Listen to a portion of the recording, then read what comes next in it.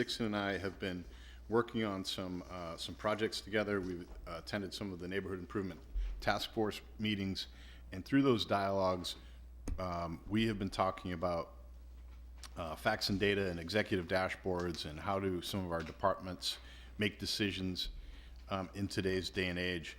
And the conversations have been lively, interactive, very team-oriented, and I'm excited to introduce the follow-up from some of those discussions that we have. And I'm pleased to introduce Keith Clark.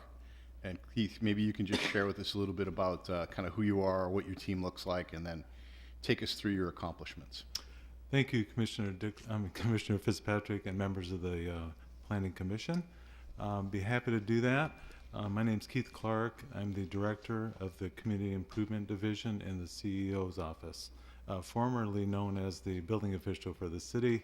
Just have a hard time keeping a job these days. So anyway, a little bit about the Community Improvement Division, which is more recently known as Area 51 of City Hall, because a lot of people have been asking, what do we do up there?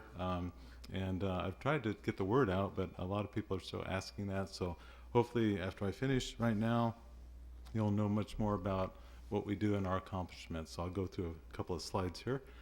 Okay, last October 2012, this department basically was formed in the city manager's CEO's office. And it consists not a very big department, 3 full-time code enforcement officers, 1 part-time director, which would be me. The officers, since we started this division, we've already put our 3 code enforcement officers through over 200 hours of training. They're all PC 832 certified, and they're trying to do a catch-up with the Community Development Services Department, all their code enforcement officers' credentials. So they're doing a good job catching up with them, and we're accomplishing a lot of our goals. Areas of responsibility. This is something that is key to our department because unlike the second floor, which is called the second floor, which is Development Services Department, their code enforcement staff does citywide code enforcement. So they're taking 5 or 6 code enforcement officers and spreading them all over the city and being responsive to complaints from the public, and they're being proactive also with their areas that they're focusing on. My department is a real focused code enforcement effort in 3 areas. One is assessment area 1, and I'll describe all these in a minute. Residential treatment facilities, that's supposed to say treatment facilities, and problematic hotels, motels, which we've all come to love. So, okay, and this is just a brief description. Assessment area 1 consists of approximately 163 3 and 4 family apartments located north and south of Baker, intersection of Mendoza. Those are really 40, 50-year-old multi-unit apartments that are in a pretty bad state of dilapidation. They're in need of repair. What we're doing is making that happen. I'll go into some more detail on that. Next area is the residential treatment facilities, and these are kind of confusing. They consist of 3 different types of treatment facilities. One's the residential care facilities, and those are licensed by the state. I'll go into that in a minute. There's 32 of those, and then there's residential service facilities that are basically non-licensed, and then there's the 18 non-residential care facilities that occur in commercial properties. And then third area that we focus on, my staff, is the problematic hotels and motels. You've all read, I'm sure, recently about our effort with the Motor Inn. We've selected 12 of the hotels, motels in this city that we consider use an excessive amount of city services, and they have a lot of code violations. So we're focusing in on those, targeting those, and the balance of the hotels and motels we're inspecting on an annual basis. So let's talk real quickly about assessment area 1. This is I mentioned before, this is not a standard code enforcement approach. This is an approach where we've basically been working very, very closely with the owners of the approximately 163 properties in that area, and we've developed a partnership with them. I mean, traditionally, code enforcement officers go out there, observe violations, write a citation, go to next citation, go to the city attorney's office. But what we've done is we tried a partnership with these property owners. We've said, listen, we're providing, you've got 10 alleys and 8 streets. We've already improved, I think, 6 or 7 of those alleys, and we're going to improve the parkways and put in new streets eventually. And what we'd like you to do is we'd like you to improve your private properties. So we're improving the public right-of-way, making their property more valuable, and we expect them to improve their private properties. And that means we want those properties painted, we want the landscape in a nice state, we want fences repaired, screens repaired, we want all those ugly utility lines and wires removed, we want garage doors replaced, we want concrete, cracked concrete and asphalt replaced. And so far, we've sent out the first letter, the introduction letter, the second letter to all these property owners that include the list of violations on their property. And then we're just embarking on sending out the third letter, which is, hey, sent you 2 letters before, haven't noticed what's going on. Now we're going to start going into the enforcement mode, which is the hammer that's been in our tool chest where we don't want to use that at first, but eventually we're going to have to. So fortunately, you can see by this slide that we've performed approximately 500 inspections. There's average about 6 violations per property, so we got about 1,000 violations on the books right now. I was gonna show you a few spreadsheets on our work on this, but I don't know how long this meeting plans on being tonight, so I didn't. I'll provide those to Commissioner Fitzpatrick. Probably next week we'll be going through those. I gave him some information about this a couple of weeks ago. But right now at this point, we've got 15 properties, you can see at the bottom here, 15 properties that have completed all the work of the violations. 56 are in progress, and some are real close to complying, and 92 just aren't doing much right now. So you can see between 15 and 56, that's about 70 properties that are taking us seriously at the 163. And then hopefully when we go into more of an enforcement mode, the balance 92 will comply.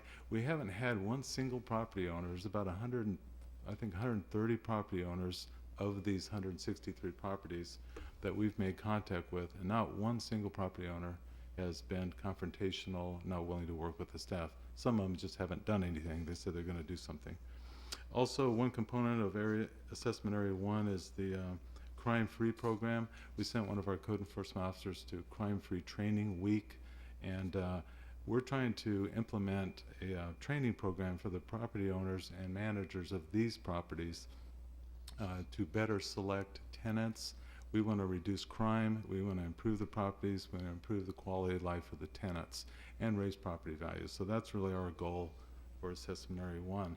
I have some slides, just a few slides. I could show you slides all night on the improvements. I just selected a few here just so we don't get too long on time here. You can see the before picture on the left here, and this is in assessment area 1. You can see the after.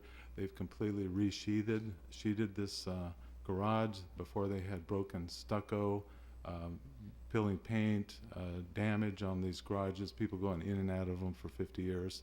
Now you can see they're in the process of restuccoing and new garage doors and restuccoing. Next here on El Camino, you can see that it's been completely repainted. A lot of the dead vegetation in front's been removed, and looks like a really nice property. You can also see that the dish that was on the corner here and all the lines that were strewn along the face of that building been removed. Again, here's a detached garage on Mission. You can see all the new garage doors here, new painting. This property right here on El Camino is complete, new paint job on it. And that's one of the things we're trying to encourage the property owners to do is, even though they might have painted these buildings 2 years ago, you know, they might have painted them pink or purple. Doesn't blend with the area, doesn't blend with the neighborhood. So we want them to repaint them and we provided color palettes that staff selected. We've also been in touch with 2 paint suppliers that if you're a property owner in this area, you can go to these paint suppliers and they'll give you up to a 40% discount, which they do not offer to contractors. I check because I'm a contractor. They do not offer to general public. So we're really, we're also in the process of creating working with some flooring contractors to provide incentives for these property owners to refloor and improve the interior of these properties at the littlest cost possible. So here's an example of this owner did take advantage of that paint program and got the paint at 40%, and there it is, painted. This next slide is on Mendoza. You can see that previously a lot of graffiti, the paint on the second floor. So this property has been completely repainted. The vegetation behind this chain link fence has been improved. Another garage has been repainted and a lot of wood trim replaced. This property on Mendoza, this is a good one because you can actually see 2 ladders, people actually working on it, replacing paint, wood that's been rotted, termite damage, and also screens and removing utility lines. This property right here you can see has been completely repainted, and this is actually one of our color schemes that we selected with our paint suppliers. There's about 14 color schemes that have a variety of exterior finishes for doors, trim, and then the exterior, the stucco, that all go together. So here's the one that on Mission that we had problems with vegetation growing and then dead grass, so they went ahead and offered to concrete it and paint the building. You can see this brand new paint on that building too. Okay, the next area quickly is the residential treatment facilities. I'm sure most of you planning commissioners have heard about the effort that the city's putting forth to try to regulate only the residential treatment facilities that are problematic. These are the ones that aren't good neighbors, where we've had complaints to our police department and our code enforcement staff about smoking, cussing outside, cursing, cars, burning rubber, drinking. Even some of these sober living facilities, believe it or not, still people drinking, and not being used. These properties that are residential properties not being used as residences, more like group homes that are not good neighbors. They're interfering with the neighborhood life, and those are the ones that we're focusing on. So ones that aren't good neighbors. So first of all, there's 32 of these residential care facilities, and again, these are the ones that are state licensed. In these facilities, they're allowed to, by state law, to provide treatment, counseling, group meetings, and medication. They are required to have a conditional use permit if there's over 6 people, 6 beds in these units, and they're not allowed in the R1 zone. And that my staff are the ones that are enforcing these restrictions. Second is a residential service versus care. Residential service facilities, there's 62 properties that we're aware of. They're not state certified. They're not allowed to do those various things: treatment, counseling, medication, and the same restrictions for zoning. And then the third category is the non-residential treatment facilities. There's 18 of these. These are commercial buildings that are being used for therapy and so forth. Because of the work that we're doing right now with the other 2, and then the hotels, motels, and assessment area 1, we're not spending any time on this category at this time until they become higher priority. Keith, quick question on that one. So for residential service facilities, I know that several members of the communities that I've talked to are concerned that a facility in their neighborhood may not be part of the city's database. Is it a good practice to let you know of where one might be? Yes. The best thing to do is contact myself or the department, community improvement department. That we do have a web page on the city's website. That it's an online service that you can send a message or file a complaint. We'd like to hear about them, whether or not they're in violation. We'd like to at least add them. There's a lot, I'm sure there's probably 50 or 100 more that we're not aware of because they might pop up over the weekend. So we'd like to know about them. If nothing else, we'd like to put them on our radar, on our list, and enforce any applicable laws on them. So yeah, please do. Thank you. Here's our case history sheet, and this is just a quick summary. I'm not going to go through many of these numbers, but basically, since the inception of this division, we've initiated about 23 cases. You can see at the very bottom here. We have about 96, almost 100 contacts, which mean we're going out there or sending them notices, and we've issued about $2,500 in fines. The next couple of slides are just examples for the commission on how we're tracking this information. You can see very, very detailed information about these facilities. And again, these residential care facilities, Mike Tucker, one of my code enforcement officers, gave me the trick here on how to remember these. Residential care, the C in care stands for certified by the state, so that's how you remember them. So these are the certified properties that we're monitoring, and you can see all the information, number of beds, so forth on here. The next list is the residential service facilities, non-licensed facilities. You can see down there's 452 beds. It's on that one column down there. And then, oops, right there, I'm sorry. 2 pages of residential service facilities, and then the next one's the non-residential facilities I talked about before. In all, we're dealing with 113 properties and a total of almost 900 beds that we're dealing with right now. We think there might be double that out there that we're not aware of, so please contact us, make us aware of it so we can enforce applicable laws. Okay, the last category is the problematic motels and hotels. And again, these are the hotels and motels that we're getting a high volume of activity, a drain on police, fire resources, and code enforcement resources. So yes, we are targeting these properties. There's 12 of them. This list represents 10 actions that we've taken in 2013. And you can see here on this slide, the most recent was the Costa Mesa Motor Inn. We inspected 209 rooms. There were 400, almost 500 violations. And you read the paper where we issued about $40,000 in fines, citations. And what's interesting on this table is the average number of violations per room. You can see that it ranges on the right-hand column from about 1.4 violations per room all the way up to 9.8. If you look at my cursor there, 9.8 violations per room.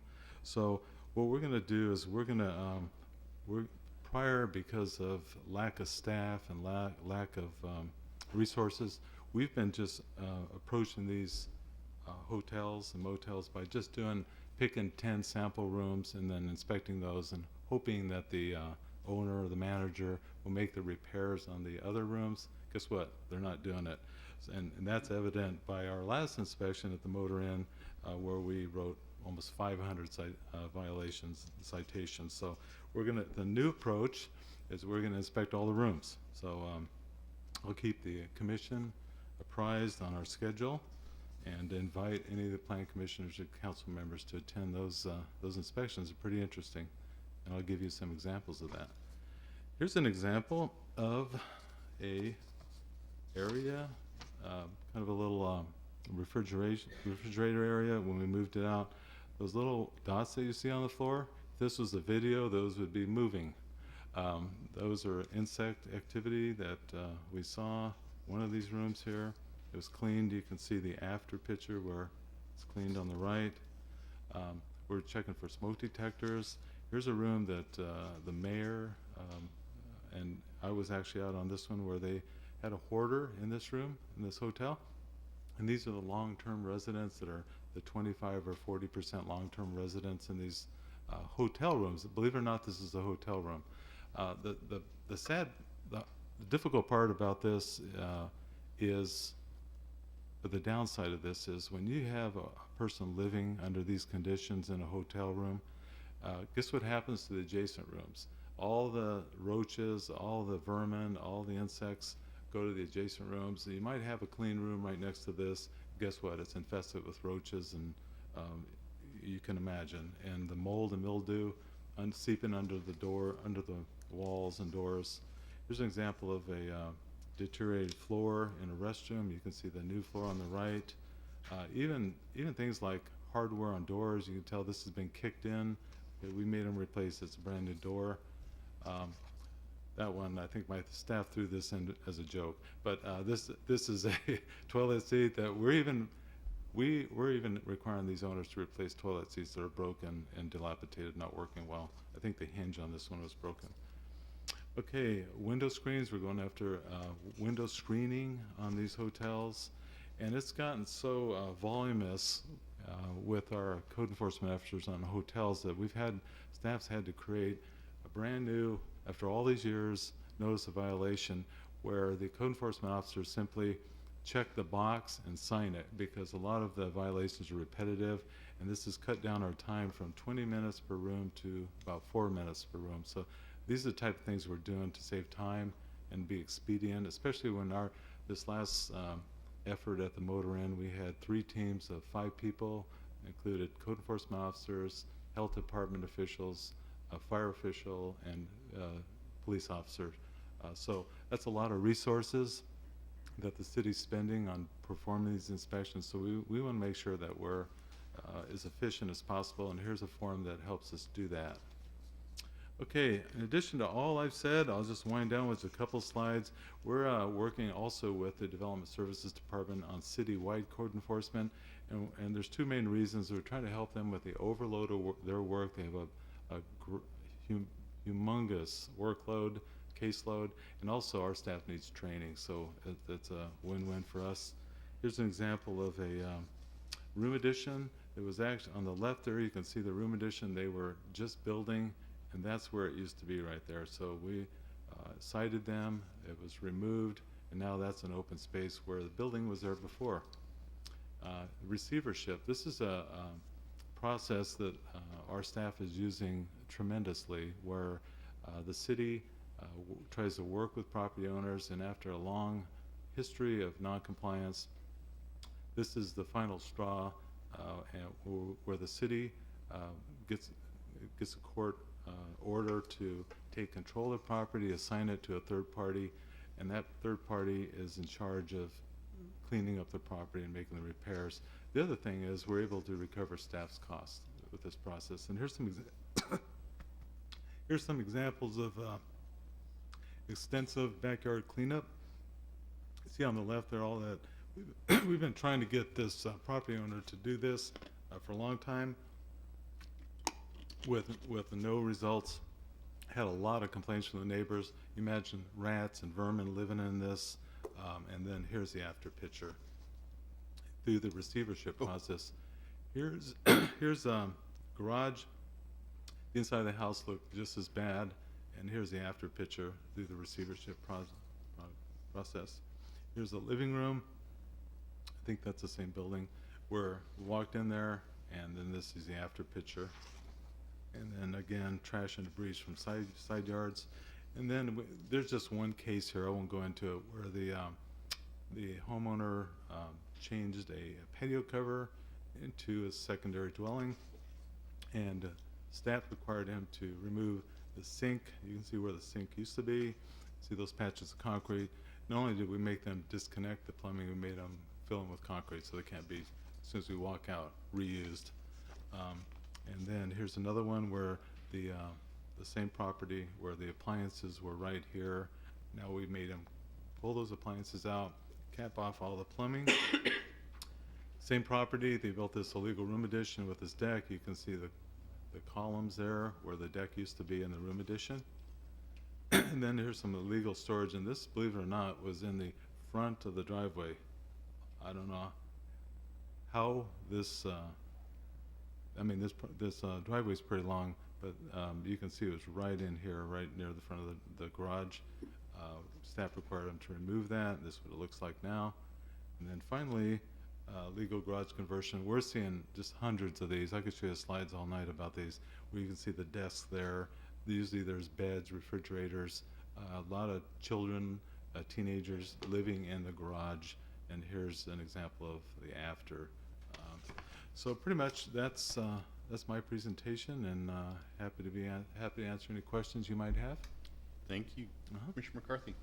Yeah, Keith, thank you, and thank you from the folks in Mesa North. I remember when we sat down; it was about a year ago. Yeah. With CEO Hatch, and we kind of talked about what the plan was, and of course I was a little skeptical because we've heard this before. But I'm glad to hear that things are going well and that we're making some headway. One of the things that I had brought up to the commission, I think a couple of years ago, was the garage issue. We had a death, unfortunately. It was widely reported in the paper on habitable spaces in a garage. There's a lot of legal issues, and then we got some pushback on that. How are you being able, without a new structure, which we didn't go forward with, how are you able to access the garages to be able to find those unsafe living spaces and remedy them? Okay, what we're doing basically, our staff is out in, especially Assessment Area 1, the Mission Mendoza area, almost every single day. So there's not a day that they drive through the alleys that at least one garage door might be closed this day, and the next day they drive by and it's open. So we're doing a visual exterior inspection, and there are a lot of indicators, and we found a lot of, like those slides show, a lot of the garages that were converted to living spaces. We're finding a lot of those garages that are converted to a business where there's a desk. They're selling paint out of there. They're doing automobile repairing bicycles, stuff like that. But the only way that staff can identify those properties that are in violation is just simply by an exterior visual inspection. A lot of the tips that we get, tip-offs, are there's side man doors cut into the side of the garages which weren't there. There's drapes in the windows on the garage door. We see exterior electrical feeding, some circuits inside there for refrigerators and stoves. So there's 3 or 4 things that the staff are trained to look at from the exterior, and then identify those. If we think there's enough evidence, we have gotten inspection warrants and had them open them up. I think every time we've done that, they've been in violation. Other than that, simply walking up and requiring the owner to open up every garage without enough evidence of violations, we kind of hit a wall there. But that falls in. Then we fall back to the day-to-day monitoring by driving through the alleys and talking to the occupants also about that.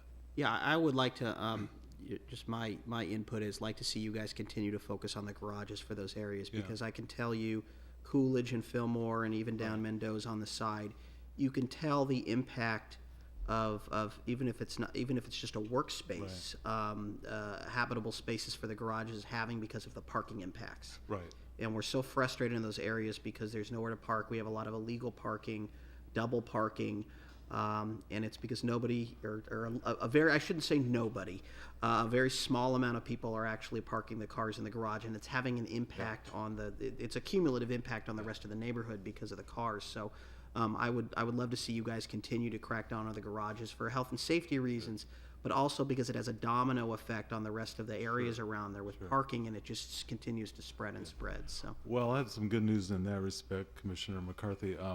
We've recently been talking to our police chief, and our staff's out there, like I mentioned, every single day. And we've been talking to the police chief about getting a parking citation authority, issuing parking tickets. Up until now, anytime we go out there and we see a bunch of cars parked randomly in the alleys, blocking access, blocking garage doors, blocking pathways, we're calling the police department. And they come out as soon as they can, but they get busy on more important stuff. So we have an agreement right now to give that authority to our code enforcement officers to write parking cites, which they've never had before. So the idea is that while we're out there doing these inspections, anytime we see a car parked in violation, they're getting a parking cite. Okay, and thank you for that. I'm glad to see it's always frustrating to think that we take patrol officers away from patrolling the streets and eradicating crime to write parking citations. It's a difficult pill to swallow. My last question, Keith, is what this body approved a pretty sweeping public nuisance ordinance a while back, and it went to council and got sort of jammed up with a lot of questions and discussion about that and sort of what ifs scenarios. What's the impact on that, and that as far as a tool for you guys to see and what you're doing? Does it have an impact on what you're doing as far as in these areas, or how do you? What's sort of your take on that? Well, right now we haven't really started. Of course, it hasn't been approved. We haven't really used it because we're waiting for the final version right now. And Clara could probably answer when that's due. I don't know where it is in the process. September 17th. September 17th, yeah. But I don't know the answer to that, Commissioner. We're concentrating on the current ordinance right now. I've tried to tell my staff to avoid gearing up on that and learning it and preparing it, because for fear that they might start citing the new code versus the old code. Mm-hmm. It's just like when we get a new building code, the inspectors during that transition every 3 years, they go to all this training, they learn the new code, and then they try to go out in the field and try to enforce the old code. So we really haven't we haven't really done much training with our staff on the new ordinance yet, to be honest with you. Great, thank you. Yeah. Keith, good stuff. Okay. Thanks, Mr. Chair. Thank you. Commissioner Dixon? Well, I just wanted to follow up and thank you for the presentation. I think it's exciting that we all get to hear what we met with Chairman Fitzpatrick and I met with you, and it's a very innovative program. I don't want to. Are you at any position where you can talk about where we are on the assessment area 1, or do you still want to, as far as the process that we're going through, as far as where we are in the, or do you want to not? Oh no, that's fine. Where we are is we're just in the process of generating the 3rd contact letter to the property owners, and that is basically a transition from, hey, we're partners in this and we would like you to do this, to, okay, we're still partners, but now you're being required to do this. So we're transitioning from partnership to enforcement mode right now. So a lot of the statistics that I showed on that bottom of that one table are going to be elevated in terms of compliance, because they're going to get one more letter, and then we're going right to citations and then prosecution by city attorney. So we'll ramp that up. But again, we were trying not to pull out the hammer at the beginning of the process, and it's worked. We've got about 70 of the properties out of 163 that are in the process of complying. So I think that's a victory so far. And I think once we turn the corner and go into the enforcement mode, the balance of those property owners will get serious about improving their property, and we'll be in good shape. Thank you. And this is a very innovative program that I don't think any other municipality is doing. So, not that we're aware of. In fact, I'm receiving calls all the time on, hey, we heard about this. What are you guys doing? Getting a lot of calls about our motel enforcement. They're like, where you guys coming from on that? And then residential care facilities, where a lot of cities are trying to figure out how to tackle these problems. And we figured out a way to do it, and hopefully it'll be as successful. So far, so good. But there are a lot of laws, especially with the residential care facilities that we've talked about, that really limit the staff's ability to solve a lot of these problems. And like the new ordinance that Commissioner McCarthy mentioned, that's going to be an important. These types of laws are going to be important tools to help our staff. But still, like with residential treatment facilities, there's a lot of protection at the federal and state level for residential care facilities. They're protected just like Americans with disabilities.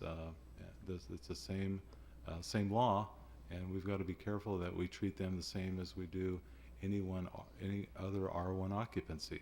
So anything we apply to that group of homes, we have to be able to say that we're applying evenly with any other R1 occupancy. So So if we get a group of people constantly meeting in front yards and smoking and drinking and playing music and not being good neighbors, we're gonna go after those people. We're gonna enforce the laws on them. So, but we have to be careful. So. Well, thank you very much. Thank you. So, Keith, I just wanted to also say thank you because as Commissioner Dixon and I started having meetings and asking questions, there's a couple of different directions that can go. And not once did I see yourself or any of your team members kind of be territorial or anything in that direction. I've just seen nothing but overwhelming team play here. And just wanted to say thank you because what it helps us do as commissioners is make better policy decisions. I think through this information and our dialogues and the reports that you provide on a quarterly basis, we better understand how to set policy that we've implemented, how's it doing, did we get it right, should we modify it, should we keep it going, and also we've championed technology, the introduction of technology, manpower, trying to get back up to staffing levels of days gone by, so it also helps us champion yourself and your team, so thank you for that. As I look at some of these, they may be worthy of a Planning Commission Design Award. So you mentioned kind of the carrot and stick type of a thing. Right. I wouldn't want to reward anyone that we had to behave as their on-site property manager and tell them what to do, and we're rewarding them for doing what they should have already done. Right. But for those that go over and above and you feel is a success story, write it up real quick, take some before and after pictures, bring in staff, bring in the owner, bring in the paint company that kind of crafted that deal for them, and let's celebrate that. Okay. Well, we're actually even thinking about creating a decal that goes on the windows facing the street for those properties, kind of like the Energy Star Award when you buy appliances. It has that Energy Star sticker on it, where public would be able to drive down these streets and see a decal that says Costa Mesa Star or whatever, Star Property. That we could acknowledge that and then bring them to Planning Commission meetings and or council meetings to acknowledge their hard work and compliance. I think that'd be a great idea. Great. Love to support you and your team there. And the staff that you're working with, I know that you're very complimentary of them, but you have Mike Broombaugh, who's a resident, a former Parks and Recs commissioner, who helped a guy I know get a coyote out of his backyard. He's got a 3-year-old kid there, and Broombaugh, once he got on it, things moved very, very quickly. You've got John Neal working on the Motels, who reminds me of a Rob Dixon. He does. He doesn't take the first information, he goes deeper, he studies it, and becomes a subject matter expert that then he can efficiently implement solutions. And then there was this guy, Mike Tucker. I kept hearing about this. Yeah. Mike Tucker said, and Mike Tucker did that. Mike Tucker emailed me late last night. Mike Tucker called me over the weekend. So I said, I got to meet this Mike Tucker guy, and he's here in our audience tonight. As you mentioned, he came all the way from Placentia just to be here, and I just want to say thank you, Mike, for all your work. I know that our residents, when they have these facilities in their community, especially ones with kids and are maybe single living alone or elderly, are very, very concerned about safety, and you've been very solution-oriented and a great comfort to them, so thank you. With that, Commissioners, any other questions? Just a brief comment to Please. follow up on what you're saying with the staff is that we didn't know much about what was going on with your program. When we met with you, we immediately learned that hands-off 50,000-foot policy is where we should be, because you and your staff had it down unbelievably well. And in fact, every single possible thing that either of us could think about, you'd already done that and gone beyond it. So the amount of diligence that your staff done that was detailed in that meeting is amazing. And it's truly impressive. And I wish that all the residents knew that this isn't some sort of neighborhood harassment program, which we've heard about. Right. These are people who really try to get behind a neighborhood and understand what's going on, or behind an issue with the motels, examining TOT records back years to find out exactly how things reconcile, or looking at the licensing or the facilities or the permits or whatever for the sober living. An incredible amount of diligence and detail goes into everything they do, that your folks do, and it's very impressive, and I really wanted to thank you.